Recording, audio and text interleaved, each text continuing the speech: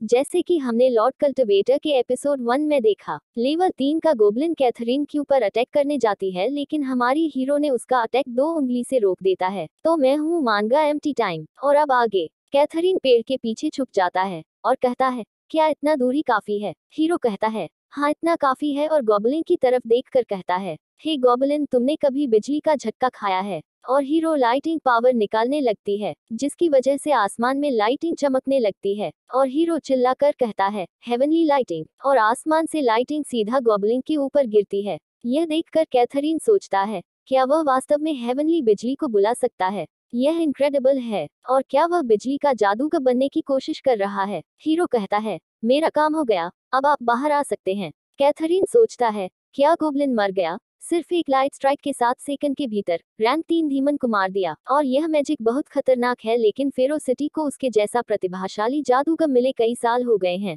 और यह सही टाइम पर अपना पावर रिलीज करता है। और मैंने एक बार पिताजी से सुना था कि शक्तिशाली लोग आमतौर पर अपना माना छिपाते हैं, ताकि सही टाइम पर अपना पावर रिलीज करके डैमेज कर सके, और मुझे ऐसा लगता है यह उस तरीके का आदमी है। और सीन शिफ्ट होता है, जंगल में ही सुबह हो गया था, और वह दोनों नाइट होश में आ गए थे, और कहते हैं, यह एक रैंक 3 धीमन मॉन्स्टर है। क्या उस आदमी ने सच में इस कमीने को मार डाला? लेकिन मैं उससे माना का एक औंस भी महसूस नहीं कर सकता। दूसरा नाइट कहता है, मुझे यह भी नहीं पता कि यहाँ क्या हो रहा है। कैथरीन कहता है, तुम दोनों कुछ सोचने की जरूरत नहीं है। अगर वह सही टाइम पर अपना पावर रिलीज नहीं करता तो हम कोई भी जिंदा नहीं रहते, और वह हमारा रक्षक है। हालांकि मुझे नहीं पता कि वह क्या कर रहा है, लेकिन यह निश्चित हूँ कि उसकी ताकत बहुत अधिक है। और नाइट हीरो के सामने जाकर कहते हैं, मिस्टर एस रैंक रक्षक, मैं मानता हूँ कि पिछली रात हम दोनों आपकी पीठ पीछे आपके बारे में बात कर रहे थे। मुझे आशा है कि आप नाराज नहीं होंगे, और इस डिमोनिक बीस्ट से बहुत सारी सामग्री प्राप्त होगी, इसीलिए मुझे आश्चर्य है कि आप इसे कैसे डिवाइड करेंगे। हीरो कहता है, मैं सब कुछ लूंगा। नाइट कहते हैं, क्या आप सब लेंगे? तो हम क्या करें? दूसरा नाइट कहता है, कल हमने जो कहा वह हमारी गलती थी, लेकिन क्या यह बहुत ज्यादा नहीं है? और हीरो उन दोनों को एक एक नाखून देता है और लेकर नाइट कहते हैं, तो यह हमारा हिस्सा है। दूसरा नाइट कहता है, यह तो बहुत कम है, और इस मिशन के लिए मैंने अपना हाथ भी खो दिया, तो क्या अब हमें कुछ कीमती चीज देंगे? हीरो कहता है, बस शुक्रगुजार रहिए, मैंने अपनी दवा से आपकी चोटों का भी इलाज किया, और मैंने आपकी चोटों के इलाज के लिए अपनी सबसे अच्छी स्पिरिचुअल मेडिसिन का उपयोग किया है, बिना पैसा के, और यह आप जानते हैं। और सीन शिफ्ट होता है, हीरो गोब्लिन का जो भी इम्पोर्टेंट मटेरियल है वह लेकर कहता है, तो मैं जा रहा हूँ, और मैंने सब कुछ बराबर बांट दिया है। कैथरीन कहती है, क्या तुम ऐसे ही जाने वाले हो?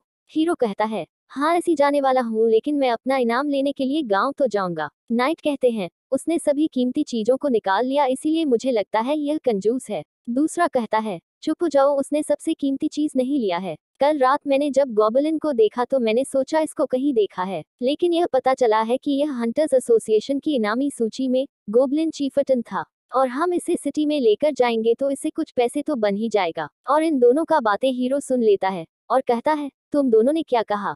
और सीन शिफ्ट होता है, फेरो सिटी के डेमन हंटर एसोसिएशन में आ गए थे, और वहां पर डेड बॉडी को बेच रहे थे गोब्लिन का, और जो खरीद रहा था वह कहता है, इस डेड बॉडी का मैं 1000 प्रीत स्टोन दूंगा, और इस गोब्लिन का हथियार मैं 150 प्रीत स्टोन की होती है, और बाकी जो सामान है वह भी 150 प्रीत स्टोन के होंगे। तो फिर आपका टोटल स्वीट स्टोन 1300, यह रहा आपका टोटल स्टोन। हीरो देखकर सोचता है, अच्छा है, ये स्पिरिट स्टोन वही है जो मैंने बहुत समय पहले इस्तेमाल किए थे। हालांकि क्वालिटी बहुत कम है, लेकिन इनकी मदद से मैं कल्टीवेशन तो कर ही सकता हूँ। और जब हीरो पीछे घूमकर देखता है तो उन दोनों नाइट का रोने जैसा शकल हो जाती है, इसीलिए उन दोनों को 30 प्रीत स्टोन दे देता है, और वह दोनों बहुत खुश हो जाते हैं और वहां से जाने लगता है। लेकिन कैथरीन उसको रोकते हुए कहता है, रुको मत जाओ, मैं तुम्हारा नाम नहीं जानता, तो क्या तुम अपना नाम बता सकते हो? हीरो कहता है, मेरा नाम झोंक तियानेशुन है। और सीन शिफ्ट होकर रात में होटल के एक स्विमिंग पूल में तियानेशुन नहाते हुए कहता है, यह चीज जो गोबलिन के गले में लटक रही थी,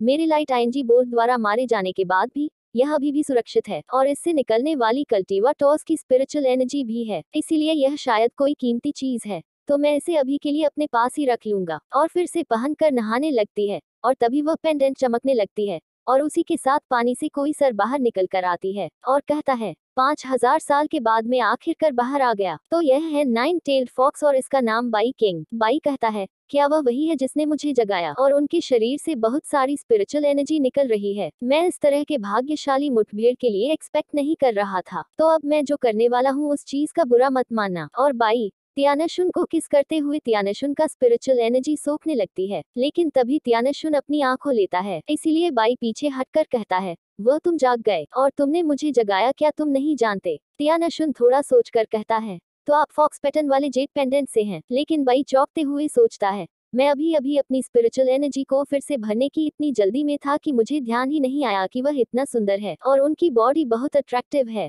और बाई अपने मुंह से धुआं छोड़ता है। तियानशुन कहता है, यह छोटी लोमड़ी तुम किसके साथ खेल रहे हो? लेकिन तभी उस धुएं की वजह से कुछ होने लगता है तियानशुन को। और तभी तो लड़की आकर कहते हैं, क्या मास्टर साहब अकेले नहा रहे हैं? क्या मास्टर ठंड और अकेला महसूस कर रहे हैं? तो फिर सेवा करने का मौका दीजिए, हमको जरूर खुश करेंगे। और वह दोनों मास्टर के साथ चिपकने लगते हैं। लेकिन यह सब बाई का इल्यूजन है। और कहता है, यह आदमी इससे निकल नहीं पा रहा है, तो मैं किससे मदद मांगूंगा? रुको, यह चमकदार रोशनी क्या है? तियानशुन कहता है, मैं इतना असहज क्यों महसूस कर रहा हूँ? लेकिन तभी तियानशुन का औजार चमकने लगती है। यह देखकर बाई हालत खराब होने लगती है और सीन शिफ्ट होता है। तियानशुन कहता है, अगर मैं गलत नहीं हूँ तो आप किसी प्रकार की आत्मा हैं।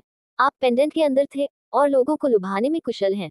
बाई कहता है, चूंकि आप पहले से ही पता लगा चुके हैं तो मैं इसे अब और नहीं छिपाऊंगा। मैं प्राचीन स्पिरिचुअल ट्रेजर हूँ और हजारों वर्षों की कल्टिवेशन के बाद मैंने अपना ह्यूमन रूप प्राप्त किया। लेकिन डेमोनिक बीस्ट ऑरा के प्रभाव के कारण मैं नींद में चला गया। मैंने सोचा था कि मैं हमेशा के लिए सो जाऊंगा, लेकिन किसने सोचा होगा कि मैं आपसे यहाँ मिलूंगा और तुम्हारे बॉडी के एनर्जी की वजह से मैं जाग गया। लेकिन अभी जो मैंने किया वह सिर्फ एक टेस्ट था। तो क्या तुम एक कल्टीवेटर हो? तियानशुन कहता है, हाँ। बाई कहता है, लेकिन जहाँ तक जानता हूँ इस दुनिया में अब कोई कल्टीवेटर नहीं है। 5000 साल पहले एक बड़ी लड़ाई हुआ था जो कि कल्टीवेटर और डिमांड बेस्ट के दरमियान हुआ था। उस युद्ध के बाद कल्टीवेटर के सभी सेक्स नष्ट हो गए और सभी कल्टीवेटर्स का खात्मा कर दिया गया। उसके बाद डेमोनिक बीस्ट ऑरा की आभा के प्रभाव के कारण दुनिया में भारी बदलाव आया है। उसी के साथ सभी 8 शक्तिशाली सेक्स को नष्ट कर दिया गया और इसलिए कल्टीवेटर का इतिहास धीरे धीरे समय के साथ ही खत्म हो गया और बदले में कई अलग अलग रेसेस दिखाई देने लगी, जैसे कि मर्मेड्स, एल्व्स, सकब्स और कई अलग अलग अज्ञात रेसेस भी भूमि के एक हिस्से पर कब्जा करने के लिए प्रकट हुई। और 5000 सालों तक जब मैं नींद में था मैंने कल्टीवेटर के अस्तित्व को महसूस करना बंद कर दिया। और इतने सालों तक तुम कहाँ थे और अभी क्यों दिखाई दिए हो? तियानशुन कहता है, मुझे नहीं पता अतीत में क्या हुआ, मेरे पास उनकी कोई मेमोरीज नहीं है। बाई कहता है, आपने अपनी यादें खो दी हैं, मुझे माफ करें और दुखी होने की कोई आवश्यकता नहीं है। जो यादें आपने खो दी हैं वे निश्चित रूप से किसी दिन वापस आएंगी। तियानशुन कहता है, एक स्पिरिचुअल ट्रेजर के रूप में कल्टिवेटर्स की सहायता के बिना आप एक ब्रेक थ्रू करने में असमर्थ हैं। बाई कहता है, हाँ यह इतना भी आसान नहीं है और धीमन बिष्ट की ऑरा से भरी इस दुनिया में स्पिरिचुअल एनर्जी को फिर से रिकवर का कोई तरीका नहीं है। मैं शायद जल्दी या बाद में फिर से सो जाऊंगा, लेकिन मैंने देखा तुमसे स्पिरिचुअल एनर्जी निकल रही है, तो मैं क्या फॉलो कर सकता हूँ? तियानशुन कहता है, क्या तुम मुझे फॉलो करना चाहते हो? बाई कहता है, मेरे पास बहुत अच्छी परसेप्शन है, मैं कहीं भी छुपा हुआ ट्रेजर को महसूस कर सकता हूँ, लेकिन उसका थोड़ी सी करीब होना चाहिए या फिर उसका ऑरा महसूस होना चाहिए। मैं निश्चित रूप से आपके काम आऊंगा। तियानशुन कहता है, बढ़िया। बाई कहता है, इतना जल्दी मान गए? क्या आप इसके बारे में सोचना नहीं चाहते हैं? और जय कल्टीवेट करने के लिए आपकी स्पिरिचुअल एनर्जी को सोखने की आवश्यकता होगी, तो क्या आप इसके लिए कोई डिमांड रखेंगे? तियानशुन कहता है, कोई जरूरत नहीं है, आपके लिए आवश्यक स्पिरिचुअल एनर्जी की अमाउंट मेरे लिए कुछ भी नहीं है। बाई जीता है, अविश्वसनीय, वह सच कह रहा है। तियानशुन कहता है, तुमने कुछ ही टाइम पहले कहा कि तुम ट्रेजर ढूंढ सकते हो। इसी के साथ लॉर्ड कल्टिवेटर एपिसोड 2 यहाँ पर ही खत्म। मैं हूँ मांगा एम्प्टी टाइम, तो मिलते हैं अगले एपिसोड के साथ।